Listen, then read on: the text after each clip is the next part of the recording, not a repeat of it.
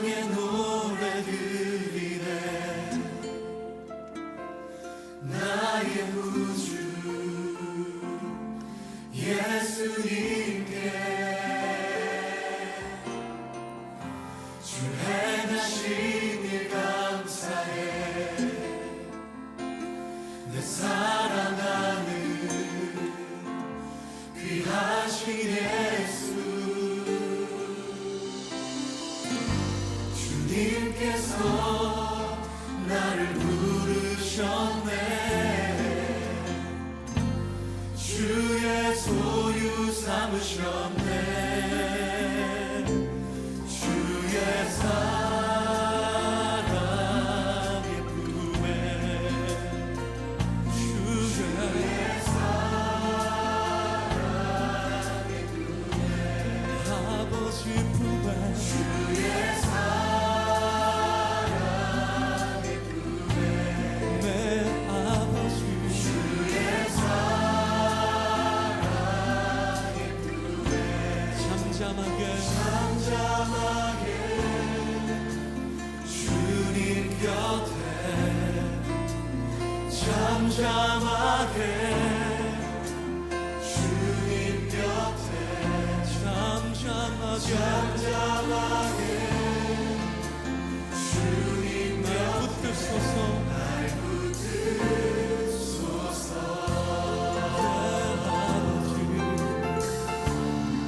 사랑의 노래 드리네. 사랑의 노래 드리네. 나의 구주 예수님께 주 행하신 일 감사해. 내 사랑하는 귀하신 예수, 주님께서 나를 부르셨네. 주의 소유 삼으셨네. 주의 사랑의 품에, 주의 사랑의 품에, 주의 사랑의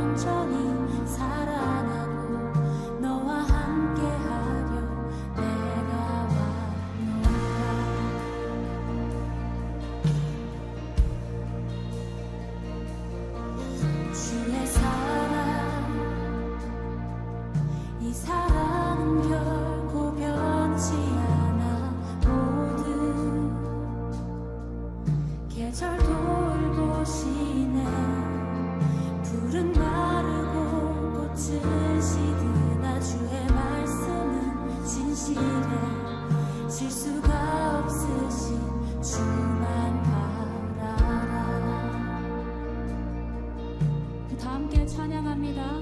주님의 나라와 뜻이 나의 삶 속에 임하시며 주님 알기를 주만 보기를 소망해.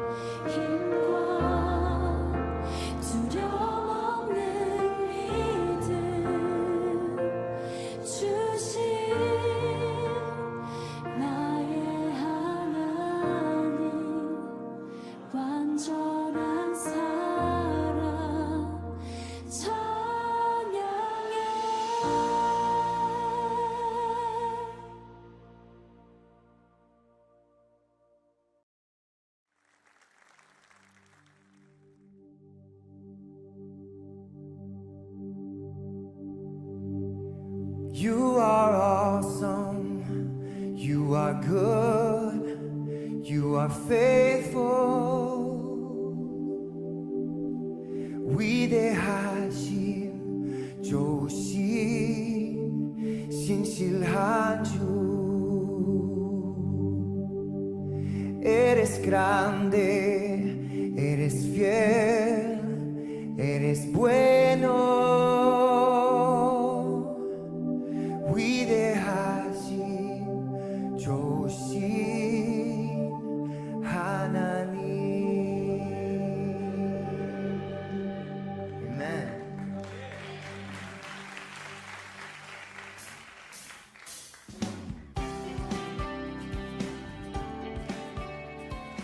이제 시간이 되었으므로 1월 17일 주일 오전 예배를 하나님께 묵다심으로 드리겠습니다. 같이 기도합니다. 거룩하신 하나님 아버지, 2021년의 세 번째 주일 예배로 드리고자 이 자리에 섰습니다. 주를 경외함으로 예배하고자 하는 그 자리에서도 주님 영광 받아 주시고 또한 주님의 베푸실 은혜가 넘쳐 흐르도록 하여 주시옵소서. 생명수가 샘솟아 터져 나오는 주의 반석 있는 곳 각 가정마다 되게 하여 주시옵소서.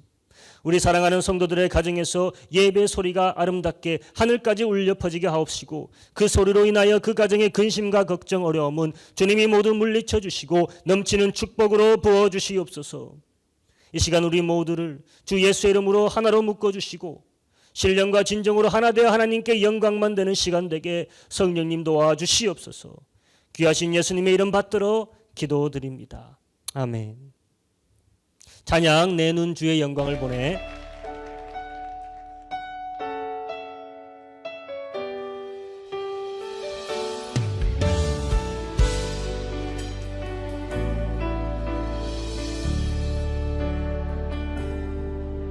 내 눈 주의 영광을 보내.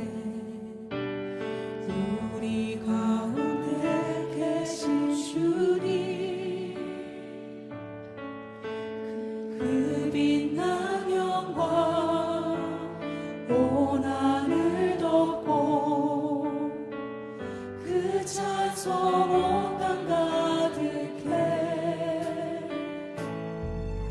내 눈 주의 영광을 보내.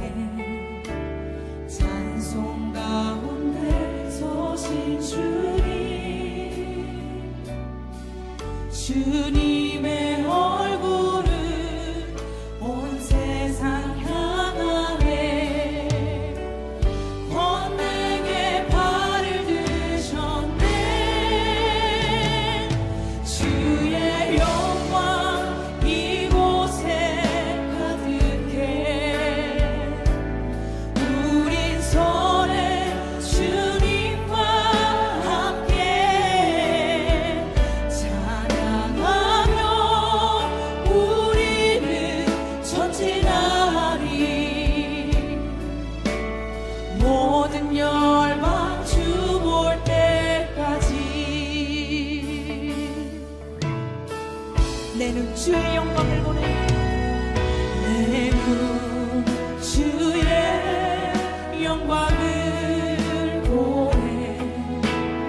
우리 가운데 계신 주님 그 빛난 영광 온 하늘 덮고 그 찬송 온 땅 가득해. 내 눈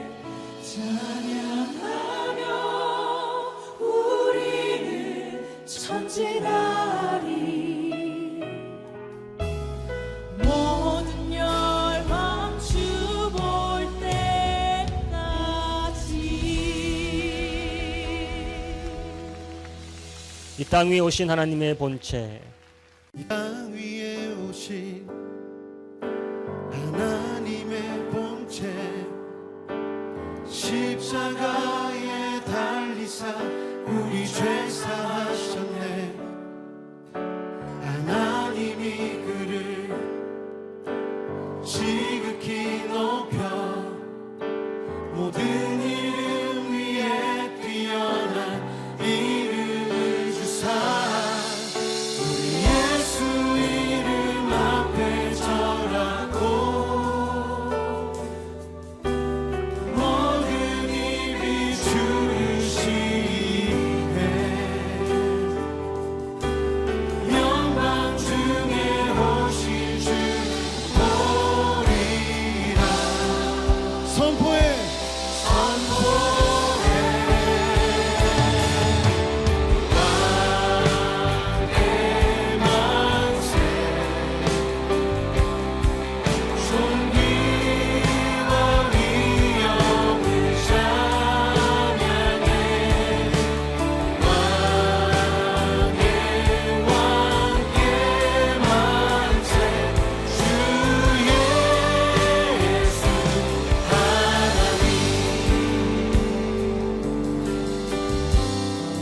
우리 고대하네 주님 오실 그날 다시 사신 왕의 영광 이 땅을 비추네.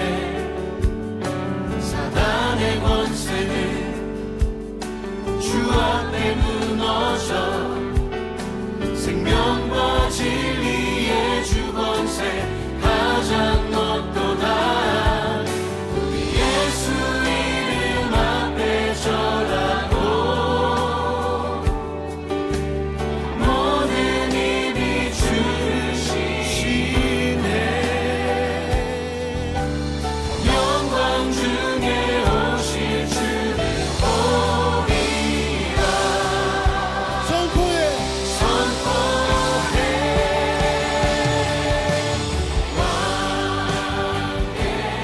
이 시간 우리 다 같이 동성 기도하겠습니다. 먼저 첫 번째 기도 제목으로 공의의 나라가 속히 세상에 임하여지길 같이 기도하기 원합니다. 우리의 주변에서 나의 무관심으로 인해 고통받는 자들이 지나침 당하지 않도록 우리가 세상을 좀 더 책임감 있게 변화시키는 자들 되도록 이 시간 같이 기도했으면 좋겠습니다.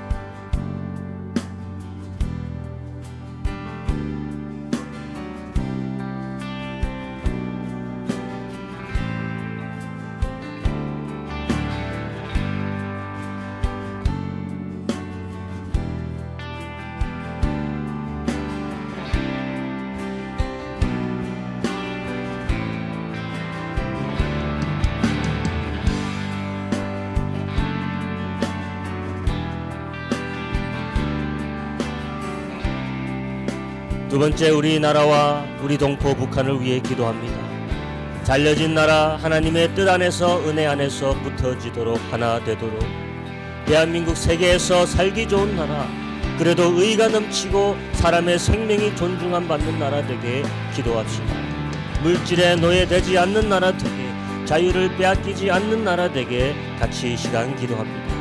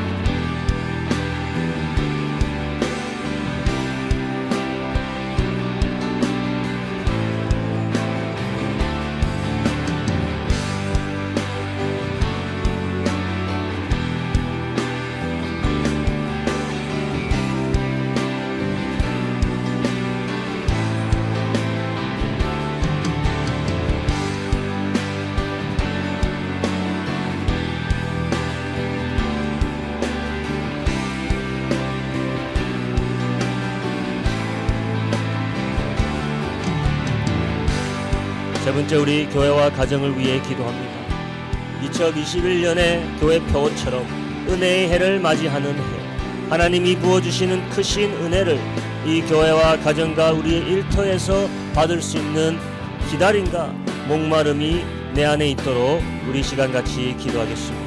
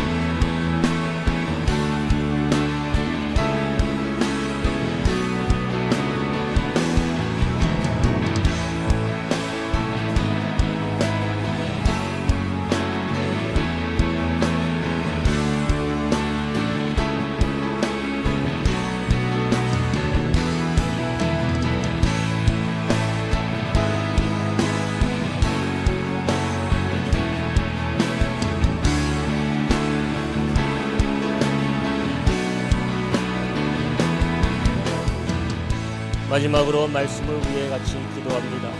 일주일에 든든한 영의 양식이 될 수 있도록 한 번 듣고 소진되는 말씀이 아니라 심기우고 자라서 생명을 맺는 시작이 되는 그 말씀 되도록 듣는 자와 전하는 자에게 성령의 은혜를 위해서 시간같이 기도하며 나아갑니다.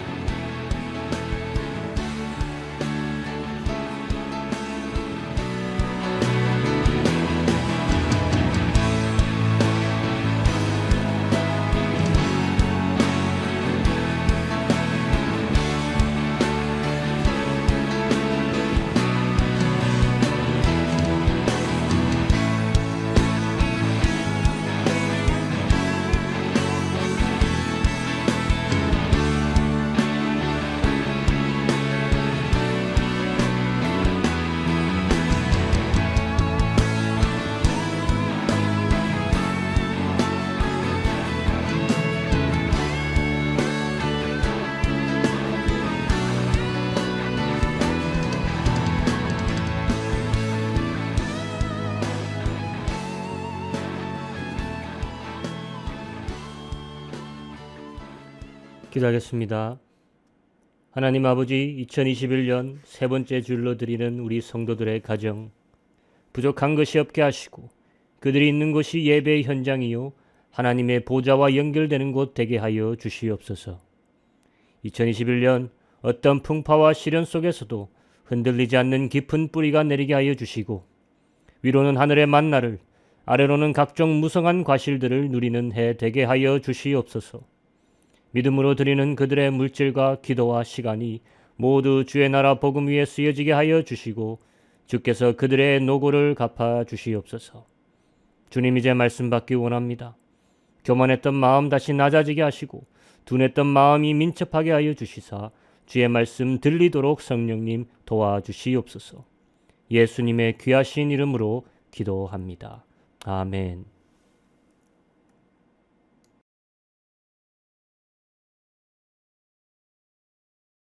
이제 하나님의 말씀 같이 보도록 하겠습니다. 오늘 하나님께서 우리에게 주시는 말씀은 마가복음 9장 47절에서 50절 말씀 같이 보도록 하겠습니다.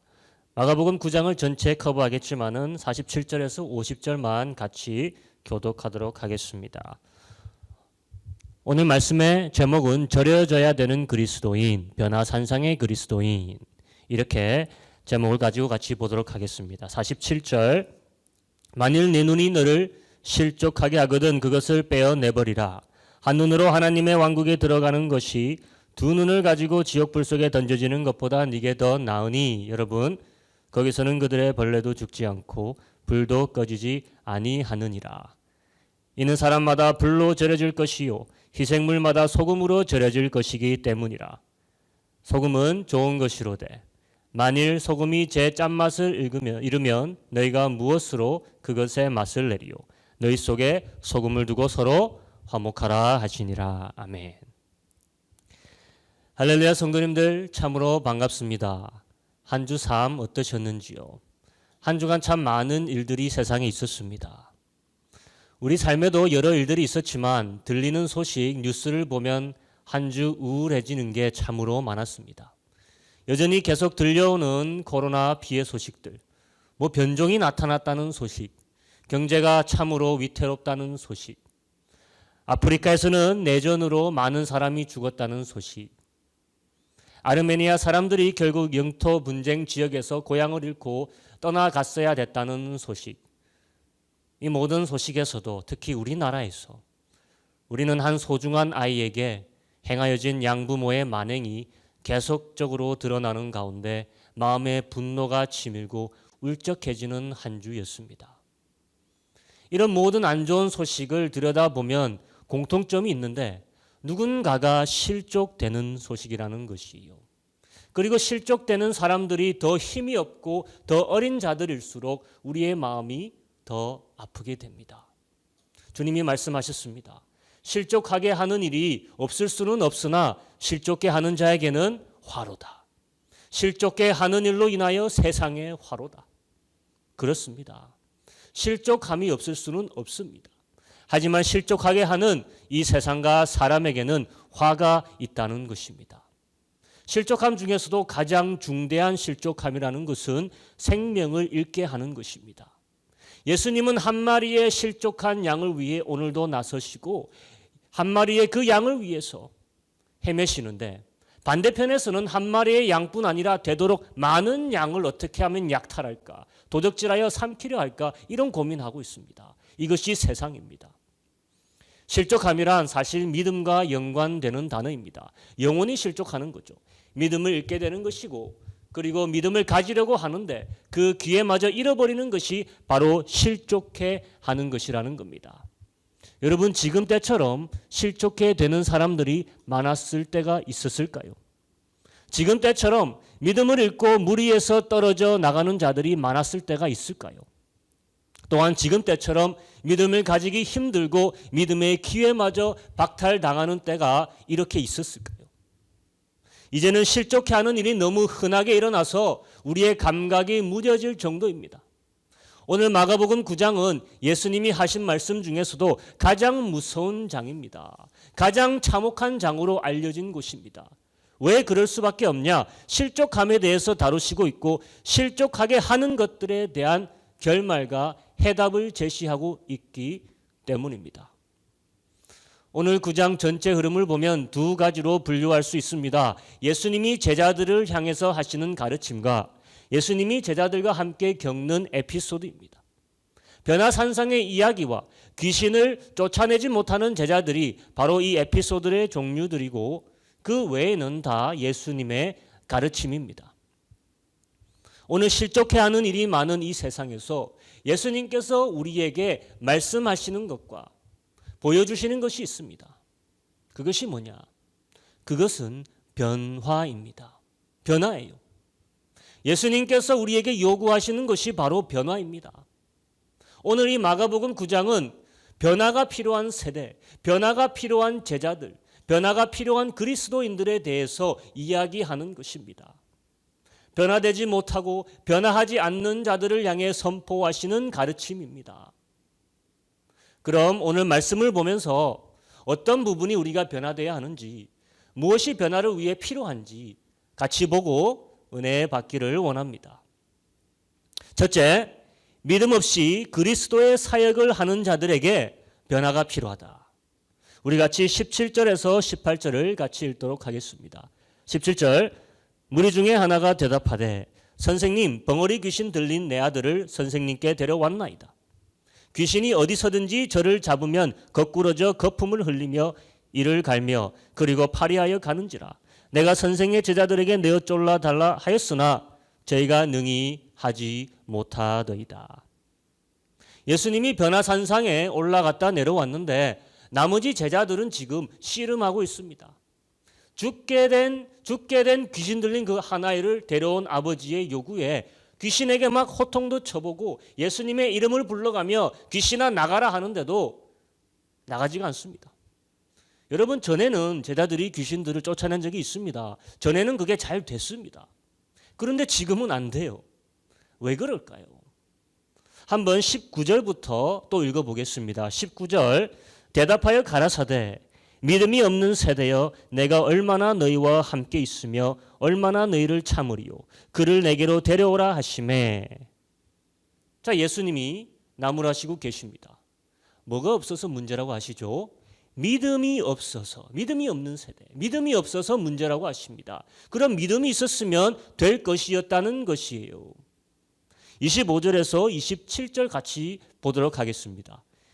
예수께서 무리에 달려 모이는 것을 보시고 그 더러운 귀신을 꾸짖어 가라사대 벙어리 되고 귀먹은 귀신아 내가 네게 명하노니 그 아이에게서 나오고 다시 들어가지 말라 하시매. 26절 귀신이 소리 지르며 아이로 심히 경련을 일으키게 하고 나가니 그 아이가 죽은 것 같이 되어 많은 사람이 말하기를 죽었다 하나. 27절 예수께서 그 손을 잡아 일으키시니 이에 일어서니라. 자, 이 일이 있고 나서 제자들과 예수님이 집에 들어갔을 때 다음 구절들을 읽어보면 제자들이 이렇게 물어보고 있습니다. 왜 우리가 할 때는 주님 잘 안 됐습니까? 그때 예수님이 하신 말을 우리가 들을 수 있어야 합니다. 29절 이르시되 기도 외에 다른 것으로는 이런 유가 나갈 수 없느니라. 기도 외에는 다른 것으로 이런 종류가 나갈 수 없다. 자, 믿음과 기도의 연관성을 지금 직접 이야기하고 계십니다. 하지만 그 전에 이런 종류가 어떤 종류인지 우리가 짚어봐야 합니다.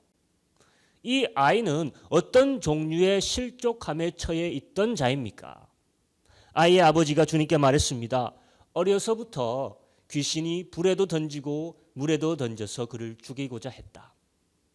귀신이 사람에게 기생하는 것이 아니라 이 귀신은 그저 사람을 잡아 죽이고자 하는 종류였다는 것입니다. 다르죠. 우리가 아는 귀신이랑 조금 틀립니다. 또한 어려서부터라고 했습니다. 어린아이에게 들어온 귀신이라는 말입니다. 어린아이에게 귀신이 들어갈 수 있다는 것은 우리가 좀 이해하기 힘들죠. 어린아이가 죄를 짓는 것도 아니고 더러운 생각을 품었는 것도 아닌데 어떻게 해서 그렇게 된 것인지 우리는 말씀에서 알 길이 없습니다. 그렇지만 이런 종류도 있다는 것이에요. 또 한 가지는 이 귀신을 벙어리 귀신이라고 하고 있죠. 자, 아이가 벙어리여서 귀신까지 벙어리 귀신이라고 했는지는 잘 모르겠지만 지금 아이에 대해서 보다는 이 귀신을 이야기할 때 벙어리라고 하고 있죠. 귀신이 무슨 장애가 있습니까? 이상합니다. 이런 종류가 있다는 것이. 그런데 문제는 벙어리라는 것이 뭐죠, 여러분? 듣지도 말하지도 못하는 것이 벙어리입니다. 이 귀신이 그런 특성을 가지고 있었다는 거예요. 이런 특성을 가진 귀신들과 지금 제자들이 맞닿으니까 단순히 막 나가라 해서 외친다고 해서 나가지 않았다는 것입니다. 잘 생각해 보면은 듣지도 못하는 귀신한테 나가라 해서 알아듣겠느냐 이 말입니다. 물론 예수님이 말씀하시면 당연히 틀리지만 제자들이 했을 때는 아무리 해도 안 됐다는 것이에요. 자, 여기까지가 우리가 외관적으로 표면적으로 이해할 수 있는 부분들입니다. 제자들이 예수님이 늘 하시던 일을 하려고 하는 그 대목에서 그냥 막혀버린 것입니다. 제자들이 예수님께 믿음 없는 세대들이라 꾸중을 듣습니다. 하지만 가만히 보면 제자들만을 보고 지금 이야기한 것이 아니죠. 그 세대 전체를 그렇게 이야기하고 계시는 겁니다. 아들을 데려온 아버지도 믿음이 없는 세대예요. 그래서 할 수 있거든 좀 도와주십시오. 이렇게 말하는 것이에요. 자, 예수님이 그때 하신 말씀이 무엇입니까? 할 수 있거든이 무슨 말이냐? 믿는 자에게는 능치 못할 일이 없느니라. 오늘 이 어린아이가 죽게 놔두는 것은 끔찍한 일입니다. 한번 생각해 보세요. 도대체 이 어린아이가 무슨 잘못을 했는지 잘못한 게 없을 겁니다. 그런데도 이런 이유 없을 고통을 당해야 되는 것입니다. 아무런 이유 없이 아무런 잘못 없이 당해야 하는 약한 자들의 고통, 최악의 실족함입니다. 불에나 물에나 던져지는 것이에요. 아이가 무슨 잘못이 있고 또한 무슨 힘이 있습니까? 마귀는 이렇게 이유 없이 순수한 생명을 파괴시키는 것을 보고 기뻐하는 것입니다. 세상에서 무고한 아이들이 오늘도 학대당하고 고통당하며 죽어나가는 것 어떤 이유로 설명되지 않습니다. 그저 그런 악한 영들이 있다는 것이에요. 그저 죽이고 파괴하는 것을 기뻐하는 영이 사방에 깔려 있다는 것입니다. 가장 먼저 믿음 없음에 대한 꾸짖음을 듣는 자는 다름 아닌 그 어린아이의 부모 아비였습니다. 할 수 있거든이 무슨 말이냐? 믿는 자에게는 능치 못할 일이 없느니라. 그러니까 방법이 있다는 말이 없다는 말이에요. 방법이 있다는 말입니다. 아무런 해결책 없이 그저 당하고 그저 실족되는 것을 보는 것 자체가 믿음 없음입니다. 해결책이 있다는 것이요. 주님께 이 아이를 데려오는 것입니다. 하지만 데려오지 않아도 병을 낫게 했던 사람들도 있었죠. 여러분 백부장 기억하십니까? 데려오지 않아도 낫게 할 수 있었습니다. 그런데 오늘 데려왔어도 처음에 안 되는 거예요. 데려와도 믿음이 없이는 안 되는 것 동일합니다. 그리고 데려오지 않아도 믿음이 있으면 되는 것이고요. 들을 수도 없고 말할 수도 없는 귀신 들린 이 어린아이의 모습은 여러분 예수님이 꾸짖으신 믿음 없는 세대의 총체적 모습입니다. 그 어린아이의 모습까지도 믿음 없는 세대에 포함되는 것입니다. 이제까지 마가복음에서 보인 사람들의 가장 큰 문제는 결국 들어도 듣지 못하고 입으로도 주를 주라 시인하지 못하는 영적 벙어리. 이것이 이 세대 그리고 모든 세대의 문제였습니다. 지금 이 아이의 듣지도 말하지도 못하며 죽음의 위기에 늘 처해 있는 상태가 바로 우리가 사는 지금 세대의 적나라한 모습이라는 것이에요. 그런데 오늘 예수님께서 하신 말씀이 바로 이런 유는 뭐가 아니면 나가지 않는다? 기도입니다. 어떤 곳에는 기도와 금식이라고 표현되어 있습니다. 한 번의 일회성 기도로 해서 나갈 것이 아니라는 것이죠. 금식이 동원될 정도의 기도라면 쉽게 기도하는 말이 아니라는 겁니다. 내 생명을 걸고 내 좋은 것을 포기하고 내 삶의 중요한 부분을 내려놓고 진지하게 심각하게 하는 기도가 요구된다는 말입니다. 그 사람을 생각하면 정말로 안타깝고 정말로 마음이 안정되지 않아 온 힘을 다해 드리는 심각한 기도, 이런 기도를 말하는 거죠. 그리스도의 사역의 자리에 있는 제자들이 보여야 할 믿음은 바로 이런 기도라는 것입니다. 듣지도 못하고 말하지도 못하는 죽음의 위험에 처해 있는 세대, 그때 보여야 될 믿음은 바로 호전적이고 결단이 담긴 기도입니다. 이것은 생명이 달린 문제이죠. 둘 다 생명을 노립니다. 하나는 생명을 죽이려 하고 하나는 그 생명 살리려고 한다는 것이요. 어떻게 진지하게 기도하지 않을 수 있겠습니까? 여러분, 믿음 없이 그리스도의 사역을 하는 자들에게 이제 변화가 필요합니다. 생명을 위해 간곡히 기도함이 필요합니다. 믿으시면 아멘 하시길 바랍니다. 두 번째, 이제 우리에게 필요한 것은 얻는 것이 아니라 포기하는 변화입니다. 우리 같이 36절에서 37절 같이 읽어보겠습니다. 어린아이 하나를 데려다가 그들 가운데 세우시고 안으시며 제자들에게 이르시되 37절 누구든지 내 이름으로 이런 어린아이 하나를 영접하면 곧 나를 영접함이요 누구든지 나를 영접하면 나를 영접함이 아니요 나를 보내신 이를 영접함이니라. 우리 주님 예수님이 이런 말씀을 하게 되신 이유가 있습니다. 제자들끼리 열띤 논쟁을 하고 있었습니다. 누가 자기들 중에 가장 큰 자냐, 이런 논쟁을 하고 있었습니다. 예수님이 오셔서 그래서 물으셨어요. 어떤 일로 이렇게 활발하게 토론하고 있느냐. 이제까지 예수님이 가르쳐 주신 어떤 많은 가르침을 두고 열띤 신학적 토론을 하고 있었더라면 얼마나 기특하게 보였을까요? 어떻게 앞으로 예수님의 사역을 더 도와주고 확장할 수 있을까? 뭔가 건설적인 토론을 하고 있었으면 얼마나 갸륵했겠습니까? 그런데 그런 게 아니라 자기들 중에 누가 크냐, 이런 토론하고 있었다는 것이에요. 그러니까 예수님이 와서 무슨 토론하고 있냐라고 물으니까 제자들 한번 보세요. 제자들이 뭐라고 합니까? 34절. 저희가 잠잠하니 이는 노중에서 서로 누가 크냐고 쟁론하였습니다. 왜 잠잠했겠습니까? 자기들끼리는 그렇게 열튀게 논쟁하고 언성을 높였으면서 예수님이 오셔서 나도 좀 끼자 하니까 왜 아무도 대답 못합니까? 자신들의 논쟁이 유치한 것을 자신들도 안다는 거예요. 그런데 자기들끼리 있었을 때는 그걸 몰라요. 누가 오니까 알게 됩니까? 예수님이 다가오니까. 자신들의 무지와 어리석음이 발각되고 인지되는 것입니다. 예수님이 오시니까. 이렇게 주님의 임재 자체가 우리의 어리숙함을 인지하게 만듭니다. 우리가 예수를 가까이에서 늘 대면하고 있다면 이렇게 어리숙하게 될 일이 없다는 것입니다. 그러면서 주님이 한 아이를 데려와서 중앙에 세우시고는 이런 어린아이를 영접하는 것이 큰 자가 되는 비결이라고 합니다. 제자들 모두는 어떻게 하면 내가 1등석을 탈 수 있을까? 어떻게 하면 큰 이름을 얻을 수 있을까? 어떻게 하면 큰 영광을 얻고 큰 소리치며 살까? 그게 자신들의 전제가 되니까 누가 크냐가 핫한 이슈가 되었던 것이에요. 자신들이 얻을 것에 대한 생각에 사로잡혀 있었습니다.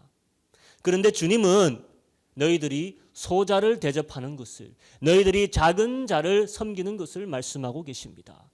그런데 요한이 갑자기 엉뚱한 질문을 던집니다. 이렇게 주님께 말하고 있습니다. 38절, 요한이 예수께 여짜오되 선생님, 우리를 따르지 않는 어떤 자가 주의 이름으로 귀신을 내어 쫓는 것을 우리가 보고 우리를 따르지 아니하므로 금하였나이다. 왜 갑자기 뜬금없이 이런 말 하는지 모르겠어요. 요한이 아마도 자신이 가장 많이 찔렸는가 화제를 바꾸는 건지 모르겠습니다. 어쨌거나 주님은 요한이 던진 질문에 이렇게 답하십니다. 그들을 금하지 말라. 지금 우리를 쫓지 않는다고 해서 그들을 갈라내지 말라 합니다. 내 힘으로 행하는 좋은 일을 하는 자들을 막지 말라 이거예요. 우리와 같은 똑같은 길을 가지 않는다 하더라도 내 이름으로 선한 일을 하는 자들을 왜 금하냐 이것입니다. 성도님들, 네임 밸류라고 다들 들어보셨죠? 브랜딩이라는 것을 아실 것입니다. 이름의 가치가 상업적으로 돈이 된다는 것 다 아는 사실이죠. 그래서 모든 기업들은 자신들의 이름의 가치를 높이고자 엄청난 돈을 들여 이미지 구축을 하고 있습니다. 지금 예수님의 이름이 가지는 브랜드 가치를 보세요. 엄청나죠. 제자들은 그런 예수님의 이름을 독점하고 싶은 마음이 분명히 있었을 겁니다. 그런데 예수님의 이름을 도용하여서 다른 사람이 귀신을 지금 쫓아내는 일을 한다. 그러니까 예수님께 지금 로얄티도 주지 않고 예수님의 이름을 도용해서 쓰는 것이에요. 예수님을 온전히 따르는 제자들의 입장에서는 뭔가 도둑맞은 기분일 것입니다. 예수님의 이름은 자신들의 전유물인데 누가 지금 불법적으로 도용하고 있는 겁니다. 지금 같으면 소송하고 난리가 났을 거예요. 그런데 예수님이 하시는 말씀이 뭐냐? 39절에서 41절을 한번 읽어보겠습니다. 예수께서 가라사대 금하지 말라. 내 이름을 의탁하여 능한 일을 행하고 즉시로 나를 비방할 자가 없느니라. 우리를 반대하지 않는 자는 우리를 위하는 자니라. 누구든지 너희를 그리스도에게 속한 자라 하여 물 한 그릇을 주면 내가 진실로 너에게 이르노니 저가 결단코 상을 잃지 않으리라. 자, 특히 41절을 한번 주의 깊게 보십시오. 너희를 그리스도에게 속한 자라 하여 물 한 그릇을 주면 그 물 한 잔 준 사람이 어떻게 된다? 상을 받는다라고 합니다. 지금 제자들이 크게 되는 것이 무엇인지로 예수님께 가르침을 받고 있던 상황입니다. 그리고 요한의 엉뚱한 질문에 예수님이 가르침이 잠시 딴 길로 빠지는 줄 알았는데 다시 예수님은 그 질문에 대한 대답을 하시면서 누가 큰 자이냐로 다시 돌아옵니다. 큰 상을 받는 자가 큰 자입니다. 그리고 예수님이 하시는 말은 다시 큰 자가 누가 될 수 있는지 동시에 대답하시고 있는 것입니다. 그리스도에게 속한 자라 하여 물 한 그릇이라도 대접하는 자에게는 큰 상이 있다는 것입니다. 그리스도에게 속한 자인지 아닌지 우리가 끝까지 찾아가서 확인하고 검증하고 물어보고 그리고 나서 물을 주라는 것이 아닙니다. 누구든지라고 했어요. 앞에서 요한이 예수님의 이름을 사용하는 자들을 이야기했죠. 그러니까 예수님의 요지는 자신의 이름을 빌어 능한 일을 하는 자들을 반대하고 속아내지 말고 차라리 물 한 그릇이라도 베푸는 것이 우리 스스로에게 유익하다는 것입니다. 아멘. 여러분, 지금 실족하는 일들이 왜 생기는지 한번 생각해 보십시오. 많은 교회들이 예수님의 이름을 사용하여 좋은 일을, 능한 일을 하고 있습니다. 그런데 어떤 현상이 팽배하냐?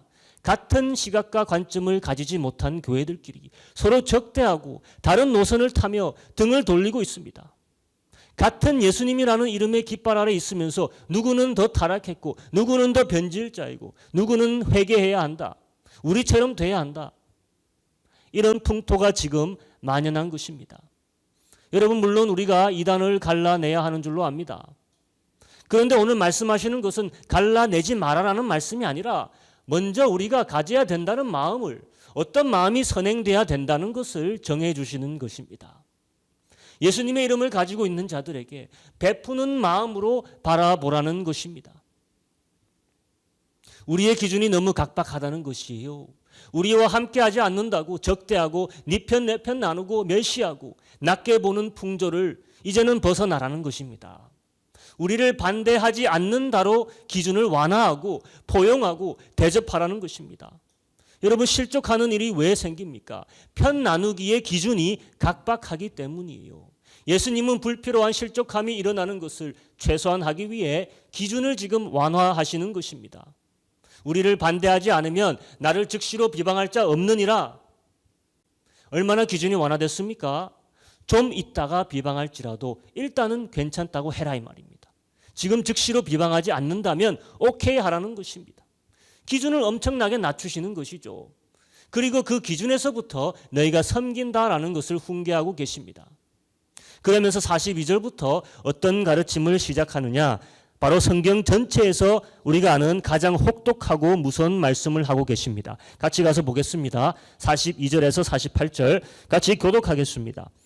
또 누구든지 나를 믿는 이 소자 중 하나를 실족해 하면 차라리 연자 맷돌을 그 목에 달리우고 바다에 던지움이 나으니라. 만일 네 손이 너를 범죄케 하거든 찍어버리라.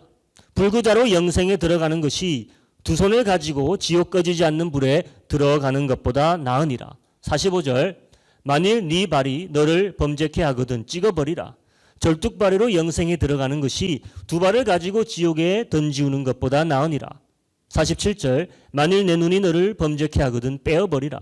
한 눈으로 하나님의 나라에 들어가는 것이 두 눈을 가지고 지옥에 던지우는 것보다 나으니라. 48절 거기는 구더기도 죽지 않고 불도 꺼지지 않느니라. 여러분 잘 보십시오. 그리스도의 이름을 받들고 있는 자를 실족하게 됨이 얼마나 참혹한 결과를 낳게 되는지를 지금 제자들에게 처음으로 생생하게 묘사해 주시고 있습니다. 여러분, 예수님이 제시한 주역불은 믿지 않는 자를 이야기할 때 나온 말이 아니에요.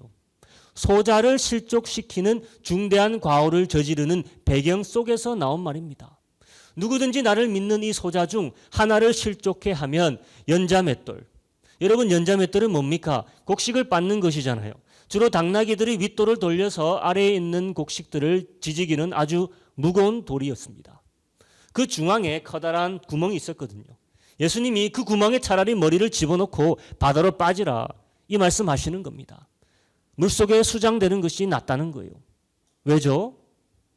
화장이 기다리고 있다는 것이에요. 영원한 화장이요. 물에 수장되는 것은 잠시지만 그 고통 잠시지만 영원한 화장, 지옥불은 꺼지지 않는 불이라는 것입니다. 엄청난 고통, 길어질 것이라는 것이요. 주님이 말씀하십니다. 네 손이 너를 범죄케 하고는 어떻게 해라? 찍어버려라. 네 발이 너를 범죄케 하면 어떻게 해버려라? 찍어버려라. 네 눈이 너를 범죄케 하거든 빼어내버리라. 어떤 범죄를 말합니까? 실족해 하는 범죄입니다. 실족해 하는 범죄자들이 갈 한 장소가 기다리고 있다라는 것입니다. 그들의 구더기가 죽지 않고 불도 꺼지지 않는 장소. 우리 다시 이런 무시무시한 말씀을 하고 있었던 본래 배경으로 돌아가 보기 원합니다. 제자들이 한 논쟁은 누가 더 크냐였어요. 누가 더 크냐? 여러분, 이런 논쟁이 만약 계속되었다면 어떤 결과가 이루어질까요? 우리 중에서, 우리 가정에서, 우리 교회에서, 또 우리 사회에서 이런 종류의 논쟁이 계속 이루어진다면 어떤 결과가 이루어지는 줄 아십니까? 실족함이 일어납니다. 실족함이 일어나요.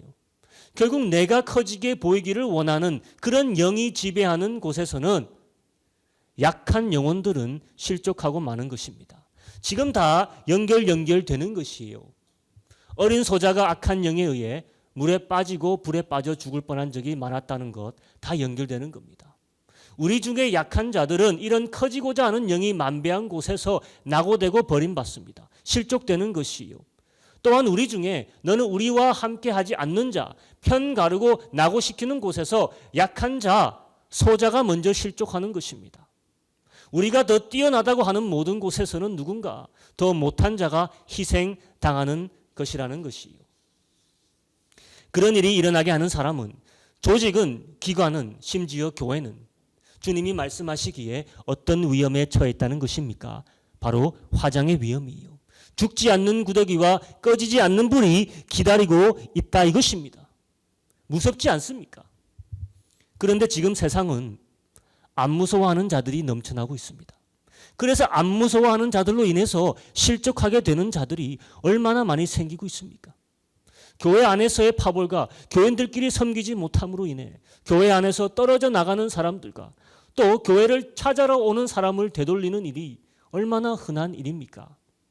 오늘 하루도 여러분 교회빨 뉴스를 듣고 그 아래 달린 댓글을 읽다 보면 실족한 댓글을 심심치 않게 보게 됩니다. 더 이상 교회 안 다닌다. 다니려고 했는데 이제 절대 안 다닐 거다. 여러분 교회가 이 사회에 끼친 훌륭한 영향을 사람들은 기억해 주지 않습니다. 당연한 것으로 받아들이세요. 하지만 세상에서가 아니라 바로 교회 안에서조차 소자를 생각함이 우리가 너무 소홀히 했다는 것입니다. 교회 안에서의 중심이 지금 누구 위주로 되어 있는 줄 아십니까? 소위 크다는 자들 위주 아닙니까?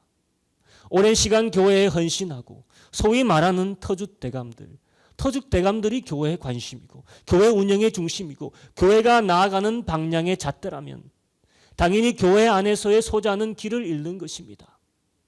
믿음이 약한 자들부터 먼저 떨어져 나가는 구조예요. 지금처럼 위기가 오고 분란이 생기는 이때 믿음이 약한 자들부터 먼저 떨어져 나가는 구조를 우리가 가지고 있습니다. 주님은 오늘 제자들에게 변화를 요구하셔서 이런 가르침을 주시는 줄로 믿습니다. 누구라도 그 꺼지지 않는 불에 들어가시는 것 주님 원치 않으십니다. 누구라도 실족됨을 바라시지 않습니다. 그래서 오늘 변화를 요구하십니다. 어떤 변화이냐? 바로 소자부터 챙기는 변화입니다. 내가 얻을 것에 내가 커질 것에 눈이 먼 자가 아니라 너희 중에 가장 작은 자를 섬기는 변화, 이런 변화를 요구하십니다. 여러분 우리 중에 가장 작은 자라 함은 영적으로 보면 바로 듣지도 못하고 말하지도 못하는 자들일 것입니다. 이해함이 부족한 자들입니다. 어떻게 보면 제자들 모두가 사실은 영적 소자들이에요. 지금 소자들끼리 누가 더 크냐고 싸우니 웃기지도 않는 일입니다. 주님은 그래서 너희들 중에서 더 작은 자들을 섬기라고 말씀하십니다. 오늘 이것이 우리가 당장 이루어내야 할 변화인 줄로 믿습니다. 그러려면 어떻게 해야 되냐? 포기해야 됩니다. 소자를 섬기려면 내가 당장 포기해야 할 것이 많아지는 것입니다. 크게 되려고 했던 마음 자체를 포기해 버려야 합니다. 내가 소유하고 있었던 편가르기 잣대를 포기해야 합니다. 설령 옳은 것 같다 하더라도 한 생명을 살리는 것 앞에서는 가치가 없는 잣대예요. 그것도 안 된다면 실족하게 하는 자에게 미칠 하나님의 화를 생각해서라도 우리는 소자를 먼저 챙겨야 하는 것입니다. 오늘 예수님께서 변화산상에 올라갔다 내려놓으신 후 이런 모든 가르침이 제자들에게 주어졌습니다.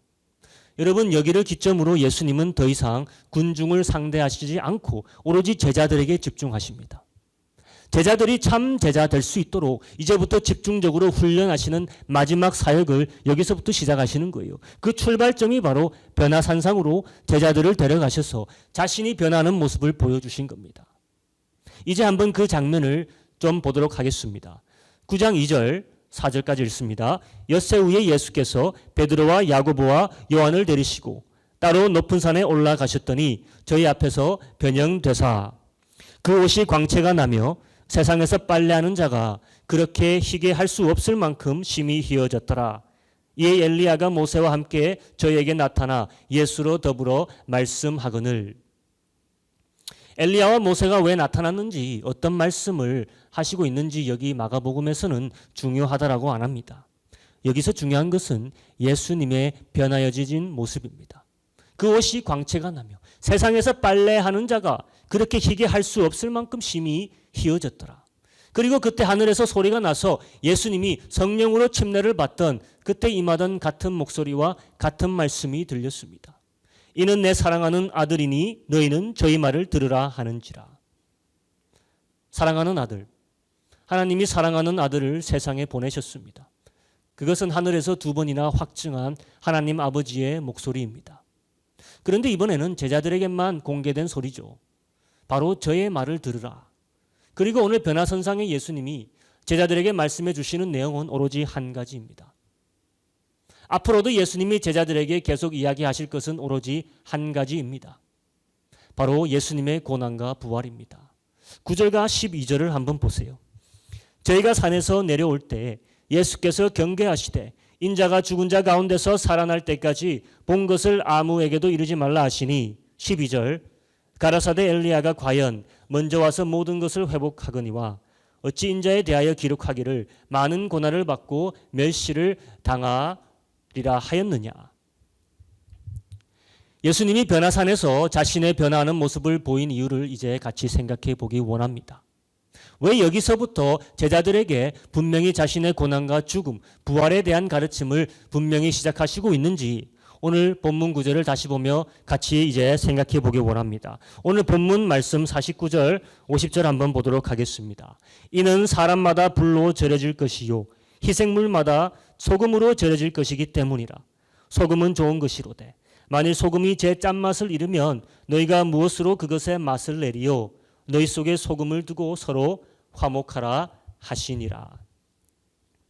이 챕터 전체는 우리가 변화됨이 필요하다는 것을 교훈하시는 챕터라고 했습니다. 그리고 이 챕터의 마지막을 소금과 불로서 끝을 내십니다. 우리가 변화할 수 있는 방법과 의의를 말씀해 주심으로 지금 끝을 내십니다. 소금과 불, 이것이 무엇이냐? 모두 희생 제물을 드림에 상관이 있었던 요소입니다. 희생 제물을 드림이 곧 하나님과의 화평을 추구하는 행위이죠. 거기에 소금과 불이 반드시 필요합니다. 제물에게 가해지는 도구들이 소금과 불입니다.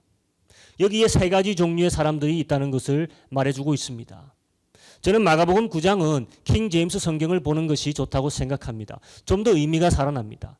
어떤 종류의 사람들이 있냐? 첫째로 소금으로 절여지는 사람이 있습니다. 그리고 둘째로 불로서 절여지는 사람들이 나옵니다. 둘 다 49절에 나오는 사람들이에요. 그리고 마지막 종류의 사람은 앞에 보았듯이 꺼지지 않는 영원한 불에 구더기와 함께 절여지는 사람들입니다. 끔찍하죠. 자, 48절과 49절을 연결해서 읽으면 잘못 해석하기 쉽습니다. 지금 예수님은 49절에 거해나 곧 지옥불에서 고통받는 사람의 모습을 묘사하는 것이 아니라 우리 신앙인들이 어떤 종류의 절임을 당해야 될지를 이야기해 주시고 있습니다. 절임 당하는 것이 나쁜 것 아닙니다. 50절에 무엇이라고 하셨습니까? 소금은 어떤 것이다? 좋은 것이다. 너희 속에 소금을 두라라고 말씀하십니다. 그래서 우리는 소금에 절임 당해야 된다 말씀하시는 겁니다. 그게 우리의 변화의 과정이라는 것입니다. 여러분, 소금과 불의 공통점은 고기의 가장 좋은 점을 드러낸다는 것입니다. 소금을 치면 고기의 비린내가 약해지고 고기의 맛이 드러납니다. 부패함이 덜해지죠. 불도 마찬가지예요. 불로 구울수록 고기에서 좋은 향이 올라오고 맛이 살아납니다. 하지만 소금과 불로서 절임당하는 것은 고통스러운 작업입니다. 신앙인들이 당해야 하는 절임이 있다는 것이요. 여러분, 김치를 담글 때 생각해 보세요. 소금에 절입니까? 안 절입니까? 소금에 절여야지 안에 있는 물기가 싹 빠져나오잖아요. 만약 절이지 아니하면 숙성되는 과정에서 결국 물기가 나오고 맛이 떨어지고 불필요한 미생물이 번식해서 발효되기 전에 김치가 상해버립니다. 내 안에 있는 물이 다 나와야 되는 것이 소금 치는 과정이죠. 또한 고기를 로스팅 해보세요. 열이 오르면 고기에서 뭐가 우러나옵니까? 피가 빠져나오죠. 불에 익히면 열에 의해서 핏기가 빠져나옵니다. 소금은 물을 빼어내고 불은 피를 빼어내는 것이에요. 그러면서 맛이 배어가는 것입니다. 우리가 생각해야 되는 변화란 바로 이것입니다. 내가 멋있는 성인 군자가 되는 것이 아니라 내가 축복받아 떵떵거리고 사는 크리스찬으로 변화되는 것이 아니라 물과 피가 다 빠져나오는 김치와 고기 덩어리가 된다고 생각하셔야 돼요. 여러분, 소금에 절인 배추가 힘이 있습니까? 불에 익힌 고기가 핏기를 띠고 있습니까? 아직도 생생하고 아직도 핏기 있는 교인들이 지금 실족해하는 교회 문화를 만들고 수없이 많은 소자들을 절벽 아래로 떨어뜨렸던 것입니다. 예수님이 말씀하고 계십니다. 소금을 가지고 다니라고 내 물이 다시 차오를 때마다 스스로 뿌려야 되는 것이에요. 그것도 아니면 하나님이 우리를 로스팅 하시는 겁니다. 고난당하게 하셔서 그렇게 해서라도 우리를 제자답게 희생 제물답게 변화시키는 것입니다. 여러분 그래도 불보다는 소금이 낫죠. 안 그렇습니까? 괜사리 불에 로스팅 당하지 마시고 미리 소금으로 스스로를 절여 가셔야 되는 것입니다. 괜사리 소금 들고 남한테 뿌리지 말고 우리가 들고 쳐야 하는 소금의 대상은 바로 나 자신입니다. 그렇게 하지 못할 때, 우리 교회들이 그렇게 하지 못할 때 다음 하시는 단계가 비폭풍이 닥치게 하시는 것 아니겠습니까? 그때 불로서 로스팅 하시는 것이요. 모든 불순물들을 우리 것들을 다 앗아가시게 하고 오로지 남아야 될 것만 남게 하시는 고난의 불을 경험케 하시는 것이요. 하나님이 주시는 불은 성도가 두려워해야 할 고난의 시기입니다. 여러분 지금을 보세요. 우리는 모두 불에 절임당하는 시기에 임한 것 같지 않습니까? 아니길 기도합니다. 부지런히 소금으로 절여주세요. 하지만 이것도 저것도 되지 않을 때 남겨진 절임은 오로지 한 가지밖에 없다는 거예요. 죽지 않는 구더기와 꺼지지 않는 불이 기다리고 있다는 겁니다. 구더기와 불로서 절여진다는 것이요. 믿음 없는 세대에게 경고하시는 메시지입니다. 소자 하나를 회복시키지 못하고 소자를 실족시키며 소자를 대접하지 아니하는 교회들에게 오늘 주시는 메시지입니다. 이제 여러분 결론 짓습니다. 예수님은 하나님과 세상과의 평화를 이루시기 위해 기꺼이 불의 고난을 감수하시고 십자가에서 물과 피를 모두 우리에게 쏟아 부으셨습니다. 변화산상에서 엘리야와 모세와 의논하신 것은 바로 십자가에서 당하실 고난에 대한 것이었다라고 다른 복음서에 나와 있습니다. 십자가의 고난과 변화는 뗄래야 뗄 수 없는 것입니다. 성도님들, 우리는 평화를 이루어내기 위해 절여져야 되는 희생 제물입니다. 그게 하나님 앞에 합당한 제물이 되는 예배자의 참 모습이라는 것이에요. 이제까지 절여지는 것 없이 살아온 신앙생활은 우리 이제 끝을 내야 합니다. 진이 빠지고 피가 빠져야 그리스도의 향이 배어나오고 그리스도의 맛이 올라오는 줄로 믿습니다. 소자를 대하는 나의 마음가짐에서부터 내가 어떤 자인지 평가되어집니다. 소자라는 것은 어린애들뿐 아니라 성인이어도 여전히 믿음이 자라지 못한 모든 자들, 영적 이해력이 부족하고 말에 영적 지혜가 없는 자 모든 자들을 말합니다. 그런 자들을 규탄하고 지적하는 것보다는 그들을 갈라내어 놓아야 할 대상으로 보지는 말고 예수님의 이름으로 도리어 대접하라고 합니다. 성도님들, 우리가 아주 어린 아이들을 볼 때 그들이 어릴수록 우리는 어떤 마음이 듭니까? 안쓰럽고 불쌍한 마음이 들죠. 실수를 해도 덮어줄 수 있는 마음이 듭니다. 보듬어주고 싶은 마음이 듭니다.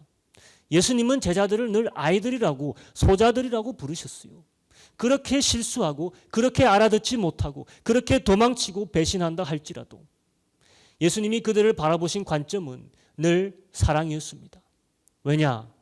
그들을 보호받아야 될 어린 아이들 소자로 봐주신 것입니다. 어린 아이들은 그저 사랑의 대상 아닙니까? 그들은 조금만 잘못돼도 실족할 수 있는 연약한 자들입니다. 그런 긍휼의 마음으로 소자들을 바라봐야 하고 나 자신도 누군가에게는 소자라는 것을 빨리 깨달아야 합니다.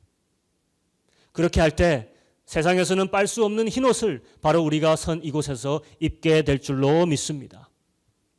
내 상처에 소금을 대면 얼마나 쓰라립니까? 하지만 넘어서야 됩니다. 내가 쓰라림을 당하고 저림을 당하여 남을 섬길 수만 있다면 바로 그것이 크게 되는 것이고 그것이 실족한 자들을 다시 회복하는 생명력 있는 사역임을 깨닫고 이제는 행하시길 축원합니다. 이제 같이 기도합니다. 기도하실 때 들은 말씀 생각하시면서 우리는 얼마나 절여졌는지 아직도 생생하게 살아있는 큰 자가 아닌지 우리 작은 자들을 생각하면서 우리의 교회가 회복되기를 기도합시다. 소금에 절여지고 하나님의 말씀에 절여지고 성령님의 공고에 절여지는 자들 되게 해달라고 남을 바라볼 때 높은 잣대로 바라보는 것이 아니라 포용하고 안아줄 수 있는 잣대로 교회가 회복되는 길은 우리가 변화하는 길밖에 없습니다. 변화는 바로 내가 절여짐에서 나온다는 것 생각하시고 이 시간 주님 우리를 주님의 말씀과 성령의 공고로 절여주시옵소서. 같이 기도하며 나아갑니다. 하나님 아버지 감사합니다. 오늘 귀한 말씀을 통해서 우리에게 하나님 절여진다는 것이 어떤 것인지를 보여주시는 데 감사드립니다. 절여지지 못할 때 생기는 하나님 위험을 우리가 배웠습니다. 하나님 감사합니다. 우리 성도들 모두 하나님의 말씀에 절여지고 이제는 아버지 하나님 바른 시각을 가지고 아버지 하나님 낮아지게 인도하여 주시옵소서. 감사드립니다.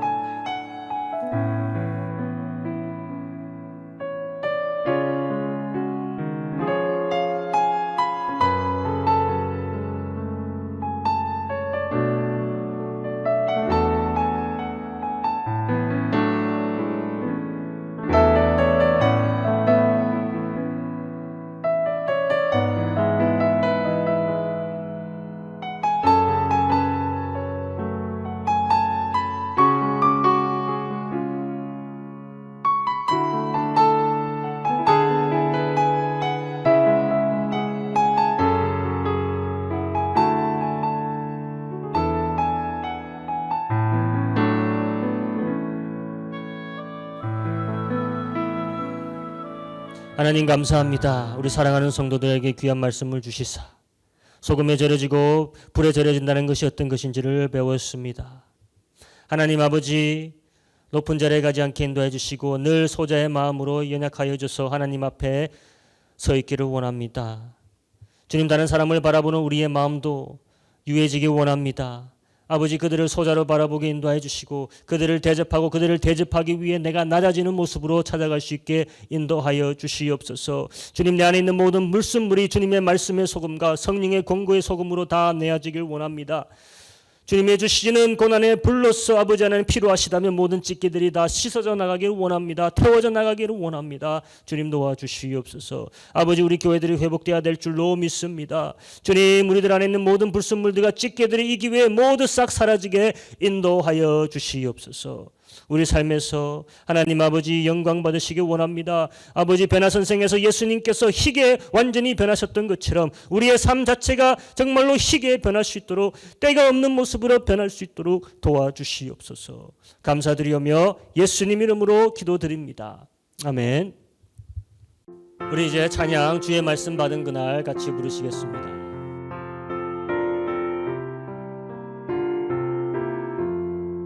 주의 말씀 받은 그날 참 기쁘고 복되도다. 이 기쁜 마음 못 이겨서 온 세상에 전하노라. 기쁜 날 주 나의 죄 다 씻은 날 늘 깨어서 기도하고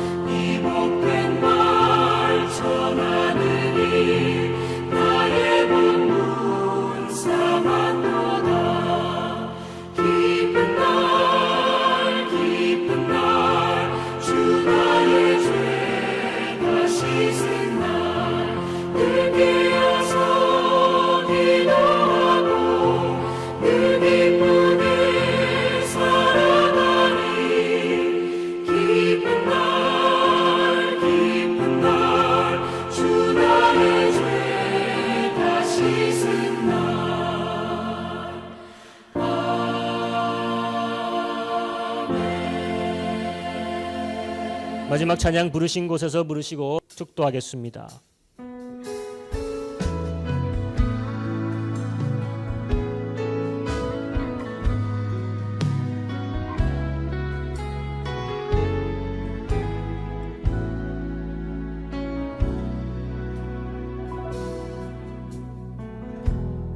따스한 성령님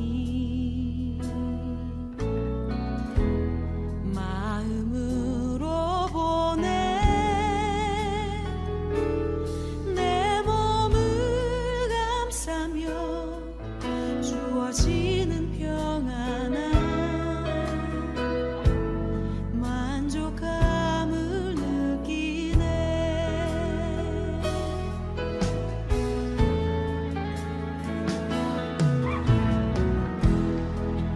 따스한 성령님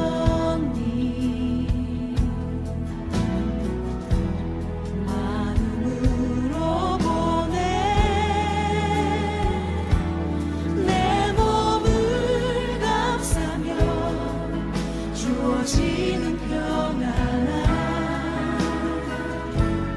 만족감을 느끼네. 부르신 곳에서 나는 예배하네. 어떤 상황에도 나는 예배하네. 부르신 곳에서 나는 예배하네. 어떤 상황에도 나는 예배하네.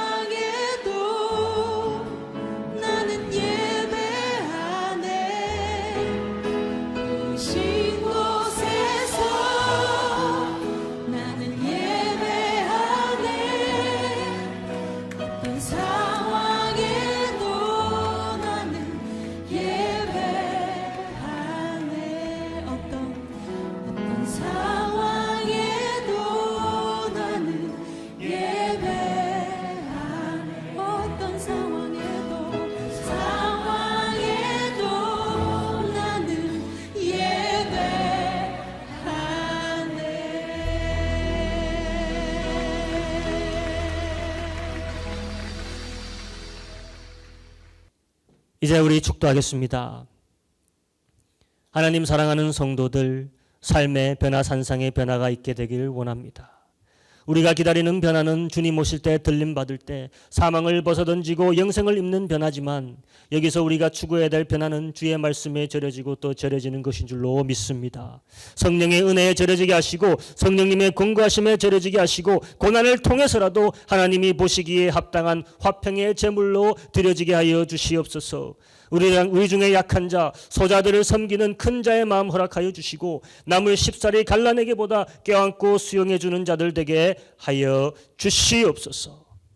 지금 우리 주 예수 그리스도의 은혜와 하나님 아버지의 극진하신 사랑하심과 성령님의 감화감동 충만하심이 이 자리에 같이 무릎 꿇고 고개 숙인 사랑하는 성도들의 머리 위에, 그 가정 위에, 그 직장 위에 지금부터 영원토록 함께 하시기를 축원하옵나이다. 아멘. 감사합니다.